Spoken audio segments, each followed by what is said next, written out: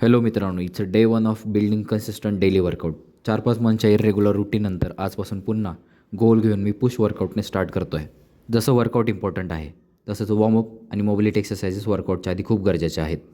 Push वर्कआउटच्या आधी मी घेतो hand क्लीनसाठी लागणारे प्रॅक्टिस सेट. वर्कआउट स्टार्ट करण्याच्या आधी मी स्टार्ट केले शोल्डर टॅप्सने, ज्याने माझी कोर ॲक्टिव्ह होईल. बिटवीन द सेट जेव्हा रेस्ट असो त्यावेळेस वॉटर इनटेक खूप गरजेचं आहे.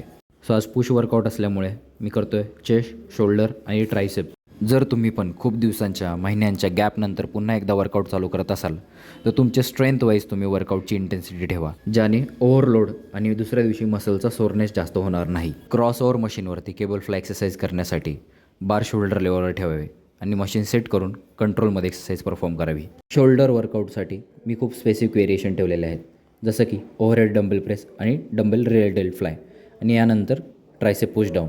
जसं वर्कआउटच्या आधी वॉर्मअप गरजेचं आहे तसंच वर्कआउटनंतर त्या केलेल्या एक्सरसाइजेसचे स्ट्रेचेस गरजेचे आहेत, जेणेकरून मसलमध्ये स्टिफनेस नाही येत.